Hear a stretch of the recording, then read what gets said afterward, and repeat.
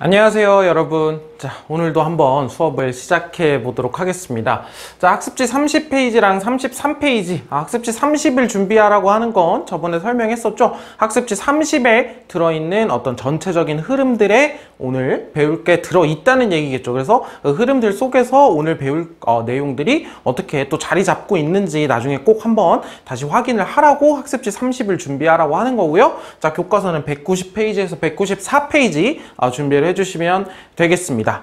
자, 오늘은 학생 항일운동과 그 다음에 여기 써있는 민족유일당 운동과 신관해라고 하는 파트를 묶어서 살펴볼 겁니다. 여러분들 교과서를 나중에 한번 읽어보시면요, 교과서에는 학생 항일운동으로 60만세 운동과 광주 학생 항일운동이 묶여 있고요, 민족유일당 운동과 신관해로 그냥 신간의 이야기가 나와 있습니다. 그런데 선생님이 수업을 진행을 할 때 여러분들이 전체적인 흐름을 이해하기는 이 방식이 좋을 것 같다라고 해서 학습지도 그렇고 수업 구성도 60만세 운동과 광주 학생항일운동 신간회를 좀 시간 순서에 따라서 재배치해 놨거든요. 그러니까 그거를 여러분들이 염두에 두고 그 다음에 한번 나중에 교과서를 오늘 수업을 듣고 나서 그리고 학습지를 본 다음에 교과서를 다시 한번 보면서 이렇게 구성이 돼 있었던 거구나 라고 다시 한번 정리를 하는 시간을 가지면 여러분들이 조금 더 쉽게 정리를 할 수 있을 거라고 생각을 합니다.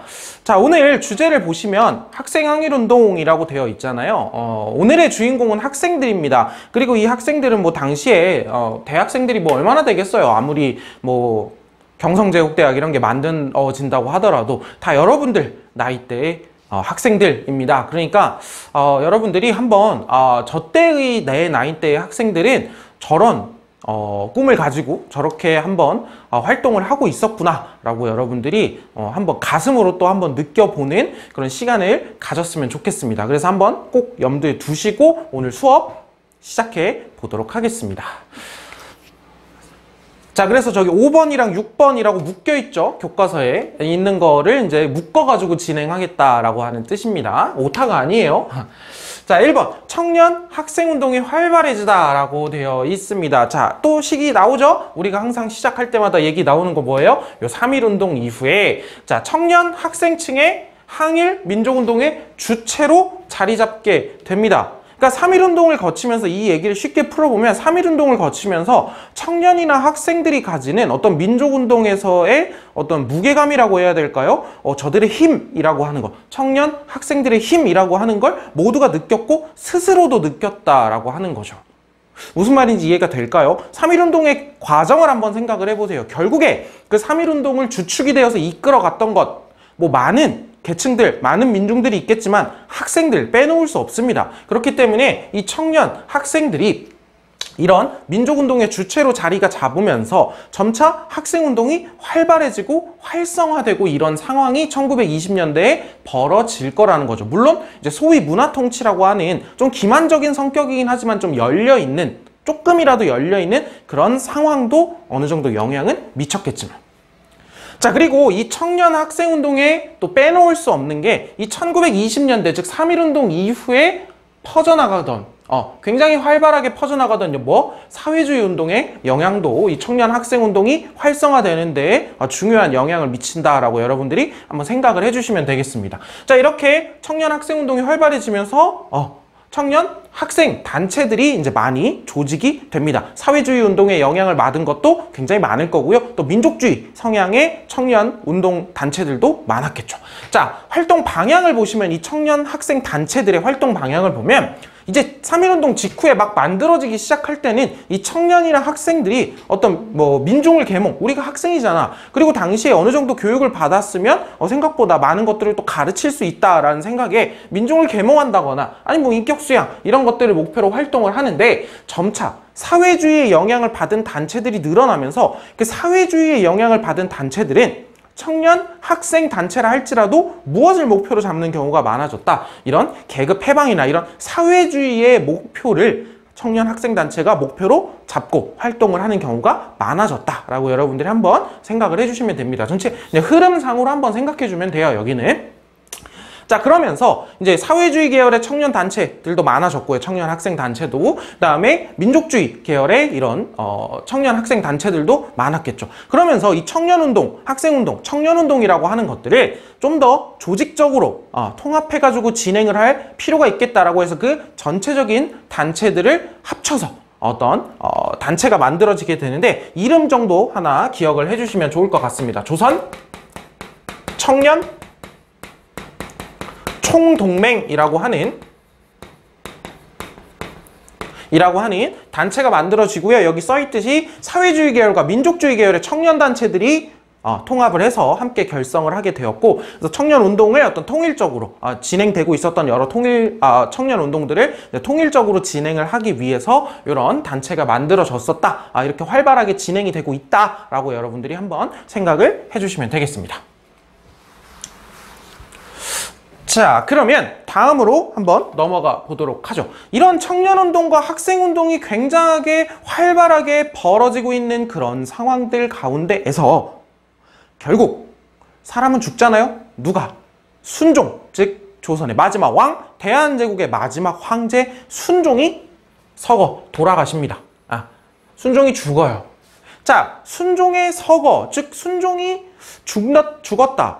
당시에 사람들의 마음을 한번 생각을 해 보도록 하세요. 여러분들이 한번 생각을 해보세요. 방금 뭔가 말이 이상했죠? 자, 3.1운동은 고종이 갑자기 급박하게 죽으면서 그것이 이제 고종의 장례일을 기점으로 해가지고 3.1운동을 이제 계획이 되었잖아. 이제 순종의 서거일, 이제 조선의 마지막 왕, 사람들이 기억할 수 있는 조선, 대한제국이라고 하는 나의 나라가 있었을 때 그 기억을 마지막으로 간직하고 있는 저 순종이라고 하는 사람이 죽었어요. 당시에 나라 없는 백성들의, 나라 없는 국민들의 이런 억울함, 서러움이라고 하는 것들이 터져나오기 참 좋은 시기다라고 여러분들이 생각해 볼 수 있겠죠. 그리고 많은 활동을 하고 있었던 민족운동 단체들도 그런 생각을 했고요. 그래서 이제 조선공산당, 1925년에 우리 이 한반도 땅에도 조선공산당이라고 하는 공산주의 단체가 만들어지게 됩니다. 조선공산당, 그리고 이 천도교 계열의 어떤 민족주의 계열들, 그 다음에 학생단체들, 이렇게 함께 주도를 해서 우리가 3.1운동 때처럼 순종의 서거, 그 다음에 순종의 장례일을 기점으로 해가지고 우리가 만세운동, 또 민족운동을 거국적으로 한번 일으킬 필요가 있겠다라고 계획을 하게 됩니다. 그리고 우리는 그 운동을 뭐라고 얘기를 하냐? 60만세운동이라고 부르죠. 6월 10일입니다. 60만세운동이라고 부르게 되고요. 요게 이제 1926년의 일입니다. 그래서 60만세 운동을 계획을 하게 됩니다. 자, 그런데 일본은 이 3.1운동에 대한, 그러니까 일본 입장에서 얘기하는 거예요. 일본 입장에서는 3.1운동에 대한 트라우마가 있어요.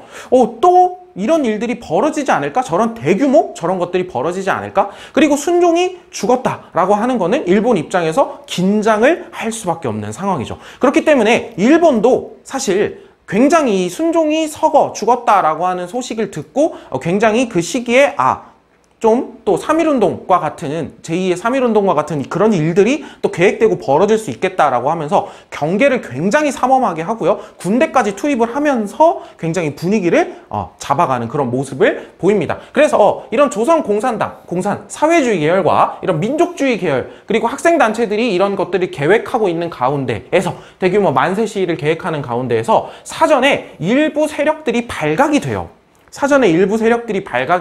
그리고 이때 사전에 발각됐던 사람들의 대다수는 저 조선공산당 세력입니다. 사회주의 세력들이 상당수 많이 이제 발각되어가지고 체포되는 그런 상황이 벌어지게 되죠.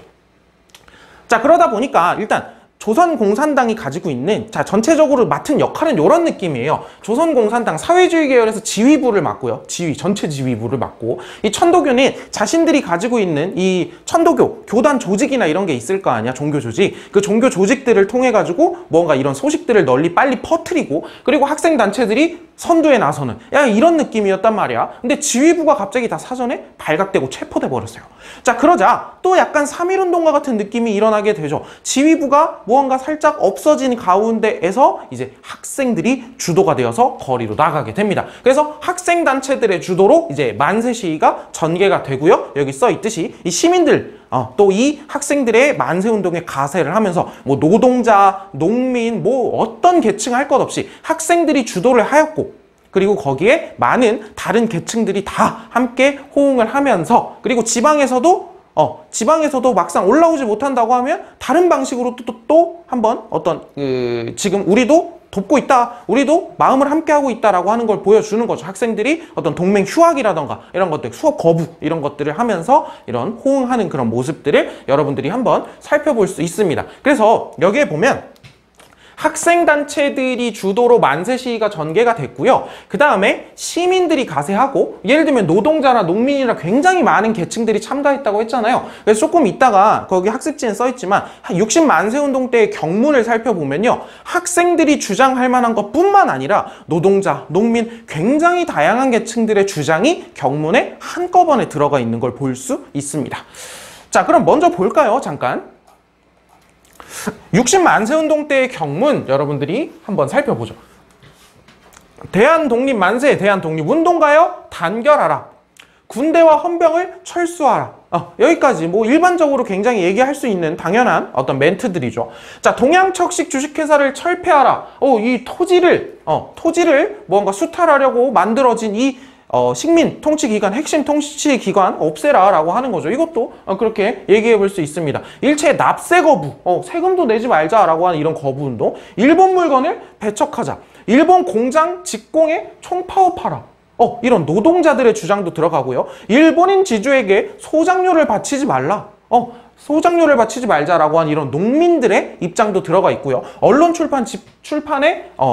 집회 출판의 자유를 달라 뭐 이런 거. 그러니까 1920년대 이런 걸 보더라도 1920년대에 이제 소위 문화 통치라고 하던 어떤 기만적인 형태의 통치가 이루어지는 가운데에서 언론 출판 집회 결사의 자유는 일부 허용되었다고 했잖아요. 제한적으로. 그런데 그게 실질적이지 못했다라는 거를 또 여기서 살펴볼 수 있는 거죠. 사람들이 또 언론 출판 집회 결사의 자유를 외치고 있는 이유는 뭘까요? 실질적으로 잘 안 되고 있으니까. 이런 것들도 여러분들이 살펴볼 수 있습니다. 다양한 목소리들이 또 60만세운동 때 터져 나오고 있구나 한번 파악해 볼 수 있을 거고요. 자, 이렇게 60만세운동이 일어났고요. 60만세운동은 이제 뒤에 여러분들이 배우게 될 많은 운동들의 그리고 많은 활동들의 밑거름이 될 겁니다. 의의를 한번 살펴보도록 하죠. 자, 이 60만세운동을 통해서 학생들이 주도하였지만 민중들이 참 많이 참여를 하였고요. 그러는 가운데에서 민중들이 실질적으로 민족운동에 도움이 되거나 이렇게 할 때 민중들이 어떤 방식으로 투쟁을 해야 될지 그 방법들이 좀 제시되었다라고 하는 것도 하나의 의의로 살펴볼 수 있을 거고요. 자, 그리고 이 두 번째가 60만세 운동이 가지고 있는 상당히 중요한 의의 중에 하나라고 살펴볼 수 있습니다. 자, 아까 여러분들이 요걸 안 봤더라도 여기에 계획이라고 얘기를 할 때요. 조금 이상함이라던가 신기함을 느꼈던 학생도 있을 수 있어요. 민족주의 진영과 사회주의 진영은 좀 대립 갈등하는 느낌이 있다라고 얘기를 들었던 것 같은데 이 60만세 운동 때 보면 60만세 운동을 사회주의 계열, 공산주의 계열인 조선 공산당과 민족주의 계열인 천도교가 함께 또 계획하고 있네? 신기하다라고 생각을 하는 사람이 있었어야 돼요. 있었어야 됩니다. 자, 그래서 이 60만세 운동이 가지는 배경은, 의의는 조선 공산당, 즉 사회주의 계열과 민족주의 계열, 천도교 계열, 이런 민족주의 계열들이 함께 손을 잡은 거죠. 그렇다 보니까 이 과정에서 사회주의 계열과 민족주의 진영, 민족주의 계열이 함께 60만세 운동을 벅적벅적 준비를 하면서 우리가 힘을 합쳐서 우리가 좀 더 통일적인 운동을 해나간다면 힘을 합쳐가지고 좀 더 효과적으로 활동을 할 수 있지 않을까라고 하는 일종의 공감대, 일종의 좀 그런 의식을 느꼈다라고 여러분들이 한번 생각해 볼 수 있어요. 그게 매우 중요한 의미입니다. 한번 해본 거예요. 생각만 한 게 아니라 사회주의 진영과 민족주의 진영이 손을 합치면 좋겠는데, 힘을 합치면 좋겠는데, 손을 잡으면 좋겠는데 생각만 하는 게 아니라 60만세 운동으로 어떻게 했다? 한번 해봤다는 거예요. 매우 중요한 의미입니다. 자, 그래서 이러한 사회주의 진영과 민족주의 진영이 손을 잡는다. 요거를 이제 어려운 표현으로 뭐라고 얘기를 하냐? 민족 유일당 운동이라고 얘기를 합니다. 민족 유일당 운동, 어떤 세력들이 나눠져 있는 게 아니라 하나의 통합된 유일당을 만들자라고 하는 운동이라는 거예요. 민족 유일당 운동의 공감대가 형성이 됩니다. 뭐로? 60만세 운동을 전개하는 과정에서 이 민족 유일당 운동에 공감대가 형성되고 있었다. 여러분들이 반드시 꼭 기억을 해 주셔야겠습니다. 자, 그러면 이 민족 유일당 운동이 어떤 방식으로 전개가 되고 있었는지 한번 계속해서 살펴보도록 하죠. 자, 3번 제목이 뭡니까? 어우, 방금 반사신경 좋았죠?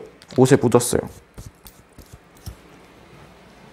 자, 민족혁명의 유일한 전선을 만들라. 여기다가 다시 한번 써보겠습니다. 민족 유일당 운동. 자, 교과서에 나와 있고요. 동아일보에 1925년에 올라왔던 기사 논설 중에 하나입니다. 같이 한번 읽어보죠. 당시에 민족주의 진영과 사회주의 진영의 어떤 갈등, 대립이라고 하는 거에 대해서 어떻게들 생각하고 있었는지 한번 살펴봅시다. 자, 지금 우리 사회에는 두 가지 조류가 있다. 하나는 뭐다? 민족주의 운동의 조류. 하나는 뭐다? 사회주의 운동의 조류인가 하다. 이 두 가지 조류가 물론 해방의 근본 정신에 있어서는 조금도 다를 게 없다. 그렇게 얘기했었죠? 저는 3.1운동 이후에 이 두 진영에 대해서 얘기하면서 뭐라고 얘기했어? 근본 목표는 뭐야? 해방, 즉 민족 해방, 독립이 목표인 건 다를 게 없죠. 그러나 운동의 방법과 이론적 해석에 이르러서는 아주 작은 털끝의 차이로 엄청나게 큰 천리의 차이가 생겨가지고, 즉 너무나 방법이나 이론적 해석에서 작은 차이가 너무 큰 어떤 골을 만든 거예요. 어떤 감정의 골을 만들어서 도리어 민족운동의 전선을 혼란스럽게 하고 있다. 민족운동의 전선을 혼란스럽게 하고 있다. 그래서 지금 어떤 상황이라는 거예요? 결국 일제로 하여금 뭐 하는 거야? 어부질이 저쪽에서 막 싸우고 있으니까, 민족주의, 사회주의끼리 싸우고 있으니까 일본 입장에서 개이득 이럴 수 있다는 거죠. 어부지를 취하게 만들며 고륙, 그냥 같은 가족들 간의 다툼을 일으키는 것에, 같은 민족 간의 다툼을 일으키는 것은 어찌 우리 민족의 장래를 위하여 통탄, 슬퍼할 바가 아니랴, 슬프다, 이런 얘기죠. 지금 이렇게 지금 민족주의 진영과 사회주의 진영의 대립이라고 하는 측면에 대해서 좀 비판적으로, 부정적으로 살펴보고 있는 그런 글을 한번 같이 읽어봤습니다. 자, 그래서 이러한 문제의식들 속에서 민족이 같이 우리 나아가야 될 거 아니야 라고 하는 이 민족 유일당 운동이 어떻게 전개됐고, 왜, 어떠한 배경들 속에서 전개가 됐는지 살펴보도록 하죠. 자, 이 민족 유일당 운동의 움직임을 여러분들이 한번 살펴보도록 합시다. 자, 비타협적 민족주의 세력과 한번 쭉 눈으로 한번 쫙 한번 봐보세요. 학습지를 통해서.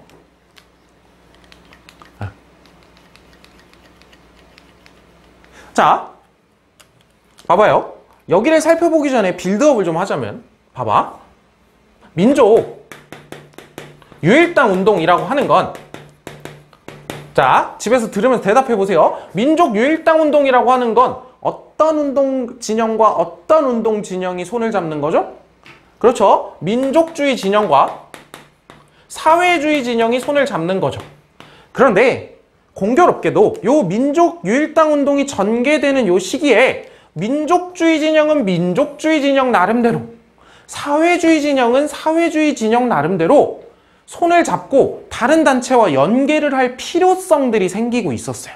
1920년대 중반을 거치면서 필요성들이 있었다고요. 그냥 민족주의, 나 그냥 가던 길 갈 거야. 사회주의, 나 가던 길 갈 거야. 이게 아니라 서로 무언가 문제점이 생기고, 그 문제점을 해결하기 위해서 내부적으로는 좀 해결이 안 되고 함께 손을 잡고 힘을 합쳐야 할 그럴 필요성들이 늘어나고 있었다고. 그 필요성들을 한번 살펴보자는 거예요. 국내 움직임이라고 하는 건. 자, 봐봐.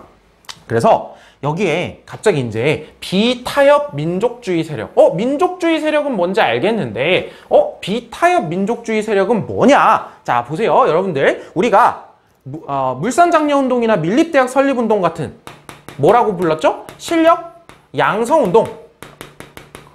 근데 이 실력 양성운동이 전체적으로 어떤 결과를 얻었었죠? 전체적으로 그렇게 성공적이지 못했어요. 이러면서 어떤 사람들이 나타났다? 우리는 일제에 독립할 힘이 당장에 없다. 그러니까 일본의 식민 지배를 인정하면서 우리가 참정권이나 자치권을 얻으려고 하는 그런 운동을 해야 한다라고 하는 어떤 사람들이 생겼다라고 얘기를 했죠. 자치론자들이 나타났다라고 이야기를 했습니다.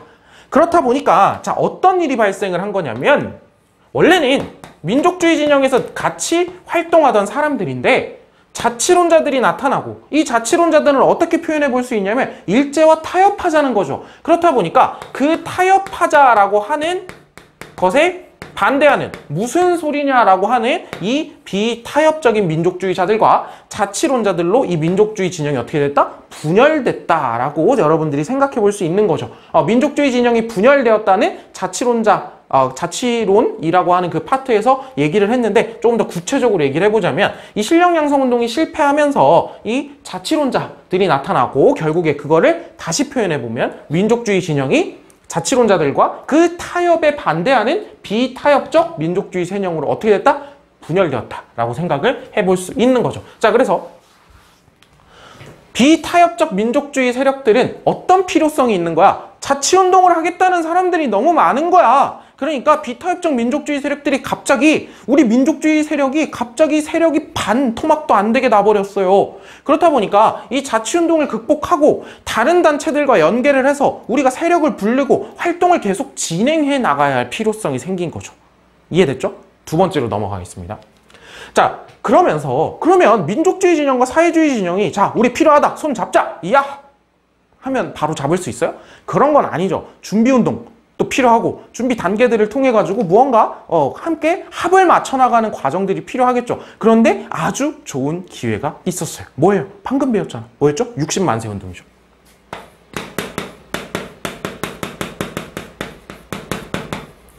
이 60만세 운동을 거치면서 민족주의 진영과 사회주의 진영이 어떤 연대할 수 있다라고 하는 우리가 연대할 가능성, 공감대를 형성했다라고 우리가 방금 전에 이야기를 했습니다. 자, 거기에다가 이번에는 여기는 뭐냐면 사회주의 진영의 필요성이에요. 사회주의 진영의 필요성. 이 사회주의 진영은 어떤 문제가 생기고 있었냐면 조선공산당 만들었어. 그래 좋다 이거야. 이제 조직적으로 사회주의 운동을 해나갈 수 있을 것 같아. 그런데 같은 해 1925년에 일제가 갑자기 법을 때려버립니다. 그 법이 뭐예요? 여기 써있는 치안유지법이죠. 치안유지법을 일본 본토 식민지 할 것 없이 그냥 전 일본에 때려버려요. 무슨 법이었죠? 국채를 부정하거나 사유재산 제도를 부정하는 자들을 잡아들이겠다는 거죠. 그러니까 사유재산 제도를 부정하는 사람들 누구야? 사회주의자들 타겟팅한 거잖아. 그러니까 일제가 치안유지법을 제정하면서 모든 사회주의 운동, 모든 사회주의 단체는 어떻게 된 거예요? 다 불법 단체가 된 거예요. 모든 활동은 불법 활동이 된 거고. 그러니까 움직일 수 있는 폭이 줄어들잖아. 사회주의자들 입장에선. 그러니까 뭐가 필요한 거예요? 사회주의자들 입장에서는 우리가 합법적으로 몸을 편하게 움직일 수 있는 그러한 단체, 그런 공간이 마련되는 게 필요했던 거죠. 자, 민족주의 진영 입장에서는 내부에 자치운동이라고 하는 소위 어떻게 표현하자면 암덩어리가 생긴 거예요. 이거 어떻게 해결해야 되지? 라고 하는 문제의식. 사회주의 진영에서는 치안유지법이라고 하는 대규모 탄압을 맞으면서 우리가 합법적으로 활동하려고 하려면 또 어떻게 해야 되지? 라고 하는 필요성. 그런데 이 필요성들 사이에 좋은 기회가 나타났어요. 뭐예요? 60만세 운동을 하면서 괜찮겠는데? 라고 하는 생각을 하게 됐다는 거죠. 그러면서 먼저 사회주의 진영에서 손을 내밉니다. 야, 우리 한번 해보자 라고 하는 선언을 발표하게 되죠. 그 선언이 뭐냐면 정우회 선언이라고 합니다.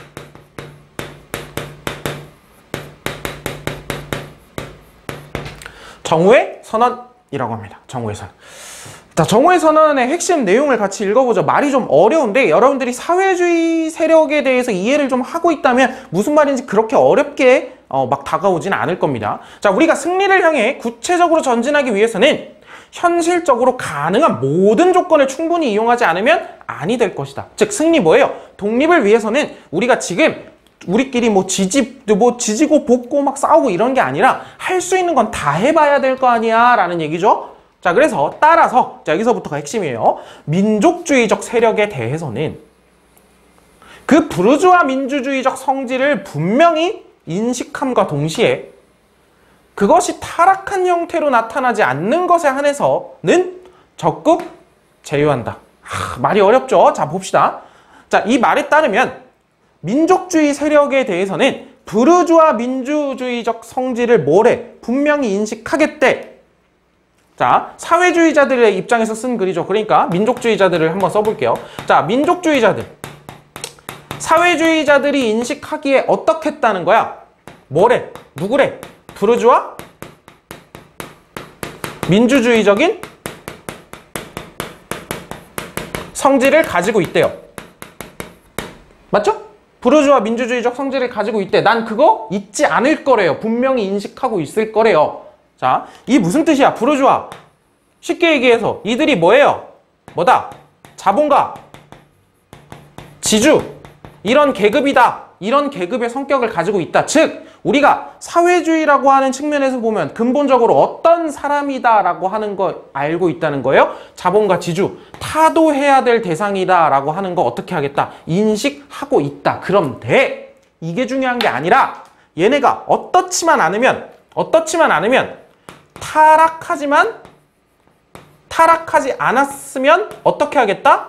제휴, 연대,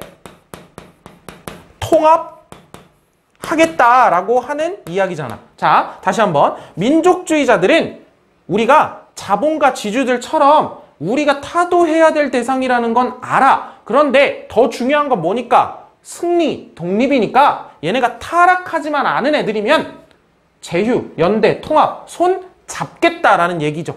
무슨 말인지 이해되죠? 자, 보세요. 그러니까 여기서 얘기하는 이 타락한 애들이 누구야? 자치론자들 얘기하는 거겠죠. 즉 민족주의자들 중에 자치론자가 아닌 애들이랑은 손 잡겠다. 근데 잊지는 않을 거야. 너희들이 우리의 타도 대상이라는 걸. 이런 얘기예요.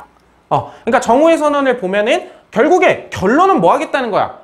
이게 핵심이 아니라 이게 핵심이죠. 손 잡겠다 하면서. 그래서 이 정오의 선언을 통해 가지고 사회주의 진영이 우리 손을 잡을 수 있겠다라고 하는 이야기를 먼저 내민다라고 하는 겁니다. 자, 이해가 됐죠? 말이 조금 어려운데 뭐 선생님이 독해를 해줬으니까 잘 이해를 해봅시다. 자, 그리고 이제 국내에선 이런 상황들이 벌어지고 있었고 국외의 움직임을 봅시다. 자, 그래서 중국 지역에서 활동하고 있었던 여러 민족운동 단체들에 의해서요, 민족유일당 촉성회들이 여러 곳에서 조직이 됩니다. 말 그대로 민족유일당 운동을 하자고 촉구하는 곳들이에요. 우리 민족유일당 운동 해야겠다라고 하면서 그런 모임들을 만들고 있었다라고 하는 거고요. 한편 또 이때쯤이 어떤 때예요? 만주에서 삼부가 삼부 처음 들어요? 안 돼. 그러면 안 되는데 삼부, 참의부, 정의부, 신민부 같이 어떤 간도 참변이나 자유시 참변을 거치면서 독립군이 굉장히 피해를 많이 입었을 때 어떤 삼부가 만들어졌다 그랬죠. 통합적인 운동을 하기 위해서. 그리고 그 삼부들이 좀 더 통일적인 어떤 독립운동을 하기 위해서 만든 그런 여러 진행했던 운동들이 삼부통합운동이라고 얘기를 했습니다. 그리고 이 삼부통합운동을 얘기할 때 무슨 얘기를 했었냐면 이것도 어떤 성격을 가지고 있다? 민족유일당 운동의 성격을 가지고 있다. 지금 학습지 30페이지 펴보세요. 지금 학습지 30페이지를 여러분들이 펴보시면 학습지 30페이지 우리가 배우고 있는 그 신간의 파트, 그 민족유일당 운동 파트에서 그대로 위로 올라가면 삼부통합운동이 보일 겁니다. 같은 시기라는 거예요. 같은 시기라는 거예요. 분필이 부러졌으니까 새 분필로 갈아 끼고. 자, 그리고 여러분들이 좀 미리 얘기를 해놔야 이따 신간의 부분에서 끝날 때 다시 얘기를 할 때 좀 더 편할 것 같은데, 물론 국제적인 배경도 있었어요. 뭐의 국제적인 배경이냐면 민족유일당 운동. 자, 그러니까 비타협적 민족주의 세력 이런 문제점이 있었어. 일제도 그러니까 사회주의 세력도 이런 치안유지법 이런 문제들이 있었어. 그래서 손 잡고, 그리고 이런 상황들도 우리 바깥에서도 이런 상황들이 있었어. 다 좋아요. 거기에 국제적인 세계적인 배경도 있었다는 거예요. 세계적인 이유도 있었다는 거지. 첫 번째는 자, 중국에서도 민족주의 진영으로서 국민당이 있었고요. 국민당, 그리고 공산당, 중국 공산당이 만들어져 있었습니다. 그런데 이들이 이들이 이제 내부적인 문제로 국민당과 공산당이 손을 잡는 일이 발생합니다. 이게 이제 1924년의 일인데, 그렇죠? 딱 시기 맞죠? 1920년대 중반으로 넘어가네. 그래서 이 국공합작이라고 하는 것도 중국에서도 저렇게 잡네? 라고 하는 것도 하나의 국제적인 배경이 되었다라고 여러분들이 생각해 볼 수 있고요. 자, 두 번째는 자, 요거 좀 어려울 수 있는데 들어만 보세요. 이따가 다시 얘기가 나올 거라서 그래요. 교과서에도 써있고, 교과서에 이 표현이 써있다는 건 아니에요. 자, 코민테른이라고 하는 세계 공산주의 단체가 있습니다. 이 코민테른이 이제 풀네임으로 따지면 커뮤니즘 인터내셔널이라고 해서 공산주의 인터내셔널이라고 하는 세계 공산주의 단체고요. 이제 세계 각국의 공산당들에다가 통일적인 어떤 공산당 운동을 하기 위해서 이게 지령을 내리는 거예요. 지령을 내리는 그런 단체다라고 생각을 하면 되는데, 요때쯤에서 이 코민테른에서 주장하고 있었던 건 뭐냐면, 각국의 공산당들은 일단은 반제국주의, 즉 제국주의 국가들과 맞서기 위해서 일단은 자본가 지주들이라 할지라도 민족주의 진영, 즉 함께 싸울 수 있는 사람들과 손을 잡아야 한다라고 하는 주장들을 이제 전 세계의 공산주의자들에게 퍼뜨리고 있었거든요. 그래서 이 코민테른의 그런 어떤 제국주의, 반제국주의, 일본도 제국주의 국가잖아요. 그런 제국주의 국가들과 싸우기 위해서 민족주의 진영과 손 잡아라 라고 하는 이런 지령들이 국공합작에도 영향을 미쳤겠죠. 그렇죠? 여기도 손을 잡잖아. 그래서 이 국공합작과도 얘도 영향을 미치고, 이러한 코민테른의 지령을 듣고 이게 영향이 왔겠죠. 영향을 받아서 이런 정오의 선언이 나오기도 한 겁니다. 그래서 이러한 국제적인 배경이 있다는 것도 함께 알아두면 풍부하겠죠. 그리고 이따 뒤에도 얘기가 나올 거라서 하는 거예요. 자, 교과서에 아예 한 줄도 안 써 있었으면 이거 일부러 설명 안 합니다. 자, 그래서 지금 여러분들은 흐름을 전체적으로 한번 잡아보자는 거예요. 지금까지 배운 걸. 자, 학습지에도 그림이 나와 있습니다. 자, 그래서 민족주의 계열은 이제 1920년대 초중반에 실력 양성 운동을 진행을 하고 있었어요. 이 진행을 하는 가운데에서 타협하자, 일제와 타협하자라고 하는 이 자치운동이라고 하는 세력이 생기고, 그러면서 이 자치운동에 반대하는 비타협론, 비타협적 민족주의자들이 생기고, 즉 민족주의 계열 입장에선 분열이 생기는 이런 문제점이 생기고 있었고, 사회주의 계열 입장에서는 이 조선공산당이 만들어졌는데 바로 같은 해예요. 같은 해인데 한 두세 달 정도 차이일 거예요. 치안유지법이 딱 때려요. 즉 모든 활동이 어떻게 된 거야? 불법화됐어요. 자, 그러는 가운데에서 이 비타협적 민족주의 세력 계열과 조선공산당, 즉 불법화된 사회주의 세력 계열이 이 60만 세 운동을 통해 가지고 우리 하트가 안 예쁘네. 하트 다시 그려야지. 우리 괜찮겠는데? 해볼만 하겠는데? 라고 하는 생각을 하게 됩니다. 이 60만 세 운동을 거치면서 결국 사회주의 세력에서 먼저 정오의 선언, 우리 손 잡자라고 하는 얘기를 하게 되고요. 그 결과 민족 유일당 운동의 결과물이라고 할 수 있는 일제 시기 국내 최대 항일운동 단체 신간회가 만들어지게 됩니다. 이제부터 신간회에 대해서 여러분들이 한번 같이 살펴보도록 하죠. 자, 학습지 뒷면으로 넘어갑니다. 학습지 뒷면으로 넘어가요. 자, 그래서 일제강점기 최대 항일단체 신간회에 대해서 살펴보도록 하죠. 요거 1927년에 만들어집니다. 물론 여기도 써있고 써있는데 1927년에 만들어지게 되고요. 즉 비타협적 민족주의 진영과 사회주의 진영, 여러분들 이제부터 습관을 들이세요. 누가 야 신간에 누구랑 누가 손잡은 거야 라고 했을 때 민족주의랑 사회주의 이러지 마시고 비타협적 민족주의 진영과 사회주의 진영이 손을 잡았다 라고 여러분들이 생각을 해주시면 되겠고요. 자, 써있지는 않지만 여러분들이 알아두면 좋은 것 중에 하나는 요 신간에는 어떤 성격을 가지고 있다? 합법단체입니다. 놀랍게도 합법단체입니다. 일제의 생각은 이거였어요. 저 민족주의 세력 쟤네들이랑 사회주의 진영 쟤네들 손잡는다는데?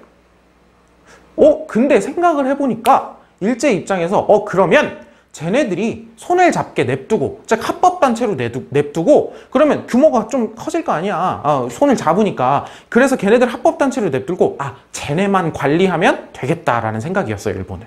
합법단체로 신간회를 냅두고 허용을 해준 다음에 얘네만 단속하고 얘네만 어떻게 해?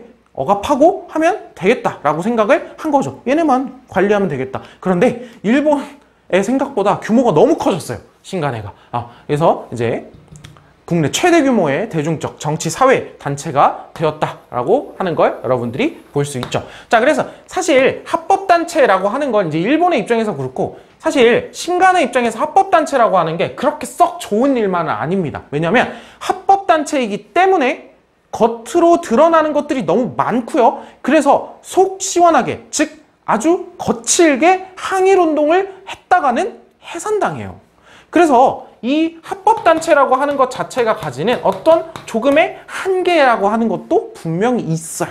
그리고 강령에도 드러나죠. 강령에 속 시원하게 일본 이런 거 못한단 말이죠. 그래서 봐봐. 우리는 정치적, 경제적 각성을 촉진한다. 정치, 경제 이런 운동 할 거다. 그 다음에 우리는 우리 헤어지지 말자. 우리 단결 공고히 한다. 그리고 세 번째 한번 잘 보세요. 우리는 뭐 한다? 기회주의를 일체 부정한다. 여기 붙었다 저기 붙었다 하는 놈들 여기 오지 마! 이거죠. 이 기회주의자들이 누구예요? 이게 찾을 수 있어야 돼요, 여러분들. 이 기회주의자들 누구? 저격한 거예요? 자치론자들 저격한 거죠. 이 자치론자들 오지 마! 라고 강령에다가 이렇게 써놓은 거다라고 여러분들이 한번 생각을 해볼 수 있습니다. 그래서 이제 신간의 중앙 조직이 있고, 그리고 각 지역마다 지회들이 생깁니다. 정말 전국적으로 지회가 뻗어나가고요. 본격적인 활동, 좀 구체적인 활동들은 지회들을 통해 가지고 이루어지는 그런 모습들을 살펴볼 수 있습니다. 여기 활동을 보시면 그래서 지회를 중심으로 활동을 하고 있고요. 그래서 각 지역별로 돌면서 강연회도 하고, 뭐 연설회도 하고, 야학, 교육 활동도 하고요. 또 한편 한국인 착취 기관들, 뭐 동척이라던가 동양척식 주식회사라던가 이런 식민통치 기관들의 어떤 여러 가지 정책들에 대해서 비판하기도 하고, 그 다음에 소작쟁이, 노동쟁이 이런 것들 일어나면 거기다 지원도 해주고, 학생들이 동맹휴학 이런 거 하면 동맹휴학도 지원해주고. 왜 신간회가 이렇게 모든 일들을 하고 안 끼는 데가 없을까요? 그만큼 규모가 크고 들어와 있는 사람들이 많았다라고 여러분들이 한번 생각해 볼 수 있습니다. 자, 그래서 이 노동쟁이 중에서 또 신간회가 어떤 지원했던, 후원했던 가장 대표적인 노동쟁이가, 여러분들 노동쟁이 딱 하나 배웠잖아, 사례로. 뭐 원산총파업. 원산총파업 같은 것도 이제 신간에서 후원해주는 그런 모습을 살펴볼 수 있습니다. 자, 이렇게 신간회가 활동하고 있는 가운데 대규모 항일운동이 발생합니다. 이제부터 살펴볼 건데요. 먼저 여기다 써놓고 시작을 하죠. 자, 신간회에서 출제라고 하는 측면에서 가장 중요한 파트이기도 하고요. 그리고 한편으로 보면 실제 신간회의 운명에 엄청난 영향을 미친 파트이기도 합니다. 이 신간회가 활동에서 굉장히 중요한 것 중에 하나가, 신간회 활동 한 2년 정도 한 후에 광주 학생 항일운동, 광주 학생 항일운동이라고 하는 대규모 항일운동이 벌어지게 됩니다. 그래서 이 광주 학생 항일운동을 지원을 하고, 이 광주 학생 항일운동에 대해서 진상조사단을 파견을 하고, 이 진상조사한 것을 토대로 이 광주 학생 항일운동을 전국으로 퍼뜨리고 이 진상을 전국에 알리기 위해서 민중대회까지 개최하려고 시도를 합니다. 이 민중대회까지 개최하려고 시도를 하는데 여기에 꺼림칙한 글자가 있죠. 뭐 시도? 뭔가 안 됐나? 싶을 수 있죠. 시도합니다. 그런데 어떻게 됐다? 일제의 탄압으로 이 민중대회 개최 시도가 발각되고요. 결국 이 민중대회는 무산되고, 당시에 이 민중대회를 주도했던 신간회 지도부 있죠. 중앙지도부가 어떻게 싹 다 잡혀가요. 중앙지도부가 공백이 생겨버려요. 싹 다 잡혀가요. 여기까지 잠깐 끊고 조금 이따가 신간에 계속 살펴볼 거고요. 그러니까 그러면 도대체 이 광주 학생 항일운동이 뭐길래 이런 상황이 발생을 했을까? 광주 학생 항일운동부터 살펴보는 시간을 가져보도록 해야겠죠. 자, 광주 학생 항일운동이 뭐냐? 자, 1929년에 전개되었던 운동이구나 라고 여러분들이 살펴볼 수 있을 것 같고요. 자, 그럼 광주 학생 항일운동 이름에 뭐가 들어가 있어요? 학생이 들어가 있죠. 여러분들 나중에 한번 달력 살펴보세요. 쫙 살펴보면 11월 3일 광주 학생 항일운동, 학생 항일운동 기념일이라고 써 있을 겁니다. 11월 3일이에요. 1929년 11월 3일. 자, 배경을 한번 보겠습니다. 자, 우리가 이 1929년이면 60만세 운동이 1926년이었죠. 그러니까 이 한 3년 정도 흘렀어요. 자, 학생운동이라고 하는 이 학생운동 단체들은요, 여러분들 1919년 3.1운동을 기점으로 굉장히 활성화되었고 결국 60만세 운동이라고 하는 하나의 큰 움직임, 큰 흐름을 만들어냅니다.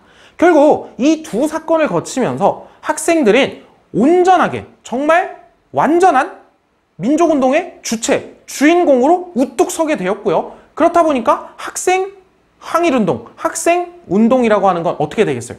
더욱더 활발해지겠죠. 자, 그런데 일제의 탄압은 더욱더 강해지니까 이런 것들을 만들어서 활동을 하게 됩니다. 독서회라던가 이 비밀결사 조직들.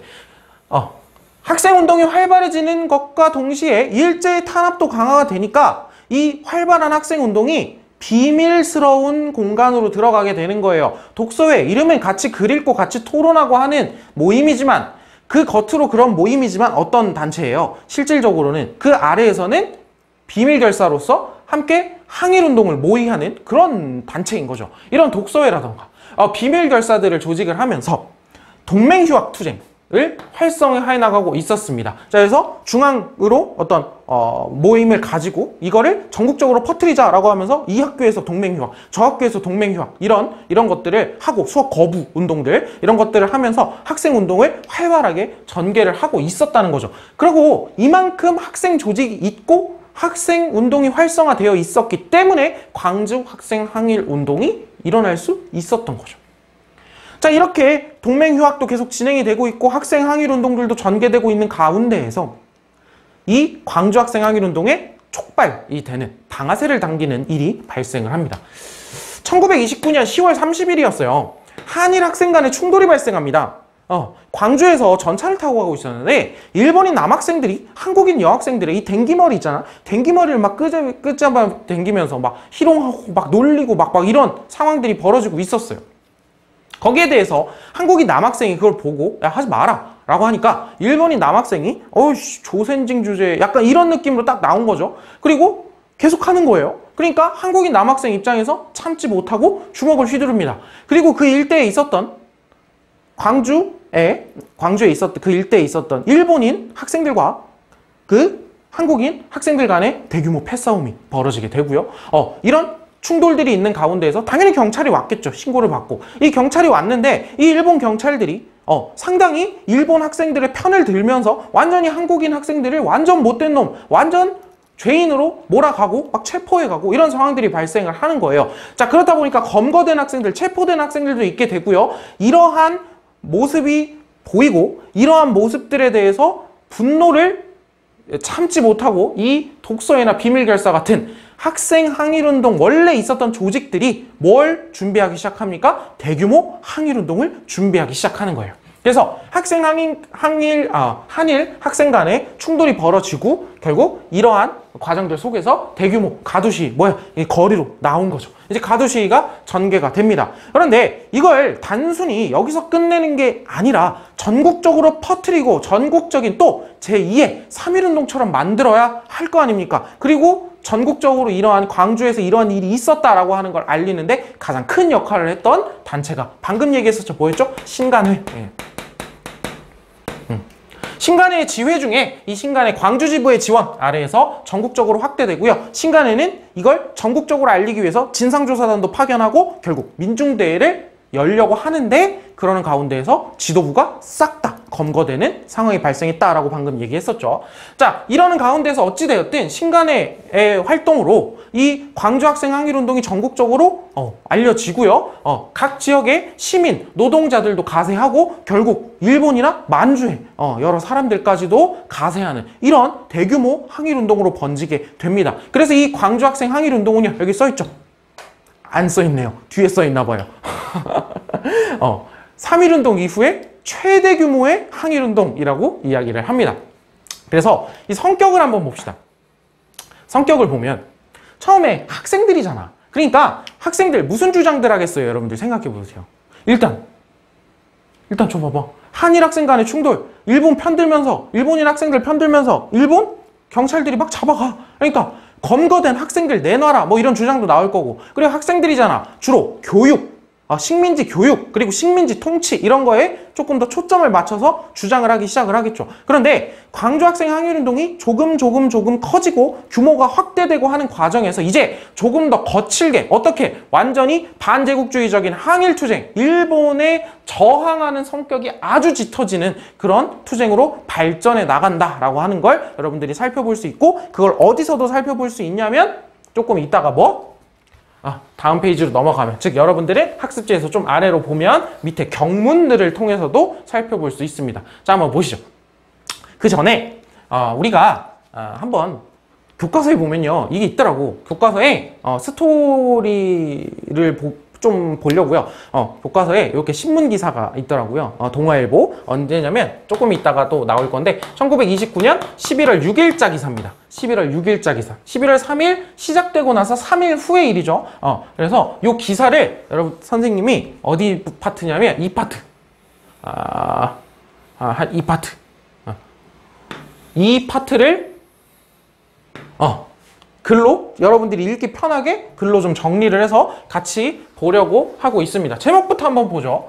광주 고보, 광주 고등보통학교. 고등보통학교 얘기하는 게 이게 한국인 학생들의 학교예요. 광주 고등보통학교, 그리고 광주 중학생. 요게 일본인 학교입니다. 왜 고등학생이랑 중학생이랑 싸웠지? 이러면 안 돼요. 고등보통학교가 일본으로 따지면 중학생, 중학교예요. 근데 이제 두 개의 학제가 좀 다르게 구성이 돼 있었습니다. 그래서 조선인이 다니는 학교가 고등보통학교, 그 다음에 일본인이 다니는 학교가 중학교예요. 그래서 광주 고등보통학교와 중학생들이 충돌한 사건이 있었다라고 하면서 전라남도의 경찰들이 총동원되어서 철야, 밤을 지새우면서 엄중 경계를 하고 있다. 막 이러고 있어요. 지금 뭔가 상황이 안 좋나 봐. 그래서 검거된 10여 명은 엄중히 취조 중이요. 그리고 두 학교, 이 두 학교, 이 두 학교는 사흘 동안, 3일 동안, 4일 아니에요. 사흘 동안, 3일 동안이에요. 사흘 동안 수업을 정지하고 있다. 뭐 상황이 험악하다라고 하는 걸 여러분들이 살펴볼 수 있죠. 그래서 쌍방의 기세가, 두 학교 학생들의 기세가 의연하고 험악하다. 막 이렇게 얘기를 하고 있습니다. 그래서 내용들을 한번 살펴보면, 지금 보세요. 어떤 신문 기사예요? 여기 보이지? 동아일보죠? 동아일보. 그 다음에 쇼와 4년. 일본의 연호를 쓰고 있죠? 일본. 당시 쇼와 천황, 쇼와 일왕의 연호를 쓰고 있어요. 쇼와 4년이 이제 1929년입니다. 그래서 11월 6일이라고 나와 있네요. 자, 봅시다. 동아일보 1929년 11월 6일자 기사입니다. 자, 지난 3일 광주역 부근 일대에서는 지난 3일 11월 3일이죠. 광주 공립고등보통학교 우리 조선인 학생들, 광주 일본인 중학교 학생 각 300여 명이 난투해서 쌍방에 수십 명의 부상자를 낸 후에 고등보통학교 학생들은 막대를 총과 같이 어깨에 메고 전 시내에 시위 행렬을 하였다. 거리로 나와서 시위 행렬을 하였다. 이 사건이 있은 후에 광주경찰서와 전라남도 경찰부에서는 총동원을 해서 또다시 무슨 일이 일어나지 않을까 하여 날이 밝도록 시대를 어마어마하게 경계 중이더니 4일 아침에는 쌍방의 수모자는 그 일을 주도한 주도자라고 생각하면 됩니다. 주도자로 인정되는 10여 명을 검거하여서 엄밀히 취조 중이다. 한데 두 학교, 고등보통학교와 중학교에서는 극도로 감정이 격앙된 학생들을 진정시키기 위해서 일단 3일 동안 임시 휴교를 하였다는데 아직 상황이 계속 험악하다라고 하고 있어요. 계속 읽어보면 이 사건은 10년 전 기미운동, 이게 기미년 3월 1일, 즉 1929년 무슨 일이에요? 3.1운동을 얘기하는 겁니다. 10년 전 3.1운동이 있은 후로 처음 보는 큰 사건이다 라고 또 지금 또 여기서도 얘기하고 있죠. 경찰은 불면 자지도 않고 불휴 쉬지도 않고 여러 번 비밀 회의를 하는 동시에 시내 요소 중요한 장소마다 모두 무장 경관대를 배치해 놨대요. 그래서 광주시대는 계엄령을 내린 것 같이 일반 시민은 불안과 공포로 쌓여 있는데 고등보통학교 학생들, 조선인 학교 학생들이 4~5명이라도 함께 있기만 하면 닥치는 대로 검거해 가고 있다라고 하는 굉장히 엄중하게 바라보고 있는 그런 상황을 살펴볼 수 있습니다. 스토리는 아까 대충 살펴봤죠. 자, 그래서 계속 살펴보면은 우리가 아까 살펴봤던 내용들 전개 과정 얘기를 했고요. 그다음에 성격도 얘기를 했는데 이 성격을 사료를 통해서 좀 살펴보자고 얘기를 했어요. 자, 1929년 11월 즉 시작하자마자 얼마 되지 않아서의 경문입니다. 학생 대중이여 권리하라. 일어나라 라는 거예요. 우리의 슬로건 아래로 들어와서 즉 우리 같이 이 슬로건을 부르짖자라고 하는 거죠. 검거된 학생들을 즉시 우리 손으로 탈환하자. 경찰 교내에 들어오지 마라. 어디 경찰이 학교에 들어와. 신성한 학교에 언론, 출판, 집회, 결사, 시위의 자유를 획득하자. 조선인 본위 즉 조선인이 조선인다울 수 있는 교육을 해라 라고 하는 거예요. 자꾸 일본인스러운 교육 막 이런 거 하지 말고 조선인 본위의 교육제도를 확립하라. 식민지적 노예교육제도 철폐하라. 사회과학 연구의 자유를 획득하자. 그 다음에 전국 학생 대표자 회의를 개최하라. 상당히 학생들이 얘기할 만한 얘기들로 잘 들어가 있죠. 이해가 되죠. 그런데 시위가 2달여간 전개가 되고 1930년 1월경 정도가 됐을 때는 훨씬 더 강력한 주장들을 하고 있다라고 보면 됩니다. 경애하는 전조선에 압박받고 있는 피압박 계급 제군들이요. 굉장히 또 사회주의적 영향을 많이 또 받은 것 같다라고 하는 느낌도 드러나는 경문이죠. 일본 제국주의 전 조선 민족의 피를 착취하는데 한순간도 쉬지 않고 있다. 피 끓는 용감한 학생 제군들이요. 일어나 자유를 획득할 기회가 왔대요. 우리들이 활동할 때도 또한 모든 결함과 불평, 불만을 배제하고 혁명을 일으키는 것도 언제다? 지금 이 순간이다. 학생, 청년, 교원 제군들, 교사들이요. 우리는 공장, 농촌, 광산, 학교로 몰려와서 우리의 슬로건을 철저히 관철할 것이다. 훨씬 더 퍼뜨릴 것이다. 라고 이야기를 하고 있죠. 다시 한번 앞으로 넘어가서 이 사료들의 성격을 얘기를 다시 해보자면 민족차별이라던가 식민지 교육을 비판하는 데서 시작해서 점차 시간이 흐르면서 어떻게 되어가고 있다. 방금 눈으로 봤죠? 반제국주의, 항일 투쟁으로서의 강력한 성격을 보여주고 있다. 여러분들이 사료를 통해서 한번 살펴보면 되겠습니다. 자, 그래서 의의를 보면요. 학생뿐만이 아니라 시민, 노동자 등등등등 연대를 하면서 뭐라고 했어요? 아까 3.1운동 이후에 규모로 따지면 60만 세 운동보다 훨씬 컸습니다. 60만 세 운동은 사전에 발각된 것도 있었잖아요. 그러니까 3.1운동 이후에 최대 규모의 항일운동으로서의 성격을 가지고 있다. 여러분들이 꼭 기억을 해주시고 광주학생 항일운동 하면 신간회 하면 광주학생 항일운동 잊어버리면 안 됩니다. 자, 그럼 다시 신간회로 돌아오도록 하죠. 자, 해소론의 대두라고 되어 있죠. 자, 스토리를 계속 이어가 봅시다. 신간회가 광주학생 항일운동을 전국적으로 퍼뜨리기 위해서 진상조사단을 파견하고 그리고 민중대회를 개최하려고 하고 있는 가운데 검거가 싹 다 됐어요. 누가? 중앙지도부가 싹 검거됐어요. 그러면 신간회가 계속 활동을 할 거면 중앙지도부가 없는 상태로 그대로 할 수 없잖아. 그래서 새로 집행부, 지도부를 뽑습니다. 그런데 새로 구성된 지도부, 이 집행부에 어떤 사람들이 등장하기 시작을 해요? 타협적 노선? 누구 얘기하는 거죠? 뭐지? 이러면 안 돼요. 누가 등장하기 시작하는가? 자치론을 주장하는 사람들 또는 자치론자들과도 우리가 손을 잡아야 한다라고 하는 그런 주장을 하는 사람들이 새로 지도, 집행부에 들어와요. 아니, 우리가 신간회 1927년에 만들 때 강령 3번째에다 뭐라고 나왔어? 우리는 기회주의를 일체 부인한다 라고 되어 있는데 지금 자치론과 손잡자고? 그리고 자치론자 같은 이야기들을 한다고? 그럼 우리 신간회의 의미가 뭐야? 라고 하는 그런 문제의식이 나타날 수가 있겠죠. 거기에다가 이 해소론의 대두라고 얘기를 할 때 두 번째 배경이 이것 때문에 아까 얘기를 했던 거예요. 자, 새 국제공산주의 운동의 흐름 변화라고 되어 있었죠. 국제공산주의, 전체 국제 세계 공산주의 단체 이름이 뭐라 그랬죠? 그렇죠. 코민테른. 아까는 신간회가 만들어질 때쯤에는 이 코민테른의 지령 내용들이 뭐라 그랬어요? 주장 내용들이 결국에 반제국주의, 제국주의와 싸우기 위해서는 사회주의자들이 민족주의 진영과도 손을 잡아야 된다. 잡아라 라고 얘기를 했다 그랬지. 근데 중간쯤 해서 1920년대 중후반으로 넘어가면서 코민테른의 입장이 바뀝니다. 야, 지금 민족주의자들이랑 손 잡은 손 떼! 우리는 지금 뭐 해야 돼? 노동자, 농민들을 중심으로 완전한 계급투쟁으로 들어가야 될 때지 민족주의자들과 손잡고 있을 때가 아닌 것 같다 라고 이야기를 합니다. 그리고 그 이야기들은 당연히 사회주의자들에게 영향을 미쳤겠죠? 그러니까 제목에 보세요. 누가 먼저 신간회 해소를 주장하는 거예요? 사회주의 진영에서 먼저 이야기가 나오기 시작합니다. 자, 그런데 여러분들 자꾸 아까부터 내가 이상한 단어를 얘기하고 있죠. 뭐예요? 해소라고 얘기를 하고 있죠. 여기에 뭐가 들어가면 적절할 것 같아? 해체가 들어가면 적절할 것 같죠?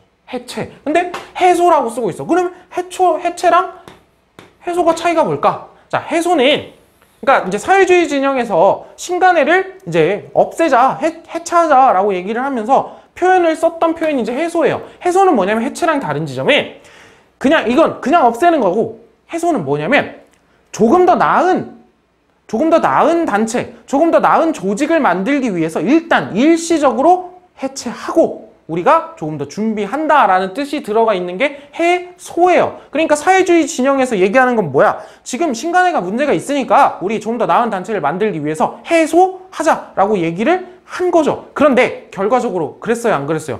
신간회는 결과적으로 보면 해체됐습니다. 해체됐어요. 어찌되었든 신간회에서는 해소라고 하는 단어를 씁니다. 즉 해소라고 하는 표현이 나오면 신간회구나 라고 여러분들이 한번 또 생각해 볼 수 있는 지점이죠.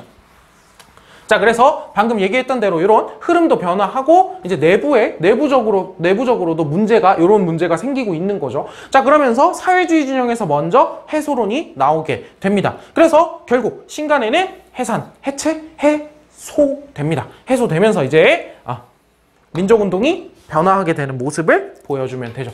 그러면서 어떻게 해소되는지가 얘기가 아니라 결국 마지막에 1931년에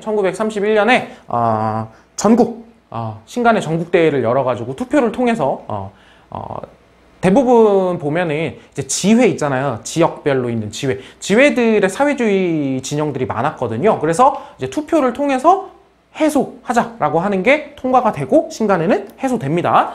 해소되고. 자, 그래서 신간회 해산 이후에 어떤 상황들이 벌어지는지 한번 보자면, 자, 협동전선 붕괴됐죠. 사회주의 운동의 합법적 공간 없어졌죠. 치안유지법은 계속 적용되고 있단 말이야. 이런 상황들이 벌어지고 있다라고 보시면 됩니다. 물론 신간회가 활동한 거에 의의가 없는 건 아니에요. 신간회가 최대의 민족운동 단체로서 굉장히 또 큰 규모로서 또 보여줬던 모습들도 있고요. 그리고 한편으로 뭘 보여줬던 거야? 사회주의 진영과 민족주의 진영이 결국에 뭔가 끝이 안 좋게 끝나기는 했으나 둘이서 손을 잡아본 아주 소중한 경험이잖아. 그래서 이후에 민족유일당 운동이 앞으로도 진행될 수 있는 가능성을 만들어준 의의는 충분히 있죠. 자, 그래서 그럼 이후에 비타협적 민족주의 진영과 사회주의 진영이 손을 잡았던 게 신간회잖아. 왜냐면 이 각자 이제 살 길을 찾아 나가겠죠. 이 비타협적 민족주의 진영에 조금 더 문화나 학술 활동을 전개를 하면서 이 조선학 운동이나 이런 것들로 갑니다. 이거는 35페이지에서 배울 거예요. 우리 민족문화 수호 운동에서 이런 걸로 가는구나. 그냥 지금 이해해 보시면 되고. 자, 사회주의 진영에 우리 1930년대가 되면 여러분들 노동운동, 농민운동이 성격이 변화한다고 했어요. 1920년대에는 조금 더 생존권 투쟁, 먹고 사는 문제에 초점이 맞춰져 있다면 30년대가 되면서 사회주의와의 연대가 더 강화되면서 혁명적 노동조합 운동, 혁명적 농민조합 운동이 진행되면서 조금 더 반제국주의, 일본에 저항하는 항일운동의 성격이 더 짙어진다고 했죠. 그게 딱 요때잖아. 언제 해소되냐면 1931년이거든. 즉 1930년대로 들어가면서 이 혁명적 농민운동, 노동운동이 전개가 된다. 즉 사회주의자들은 이제 어디로 들어간 거예요? 일단 공개적으로는 합법적으로 활동하기 쉽지 않잖아. 농민, 노동자들에게 침투해서 이들의 운동을 조직화하는 쪽으로 방향을 돌린 거죠. 그래서 여러분들이 이렇게 한번 생각을 해보면서 신간회를 마무리 지어주면 되겠습니다. 자, 오늘은 뭐 엄청나게 단체 이름이 많이 나온다거나 이런 날은 아니었으나 여러분들이 전체적인 흐름들을 이어나갈 수 있는 것이 좀 중요할 것 같아요. 중간에 뭐 어려운 개념들이나 이런 것들도 좀 있었을 것 같고요. 그래서 여러분들이 뭐 필요한 부분이 있다면 좀 돌려보기도 하고 질문할 게 있으면 질문하면서 여기 또 잘 이해했으면 좋겠습니다. 그래서 오늘 학생 항일운동과 민족유일당운동과 신간의 이 파트는 여기서 마무리하도록 하겠습니다. 모두 수고 많았습니다.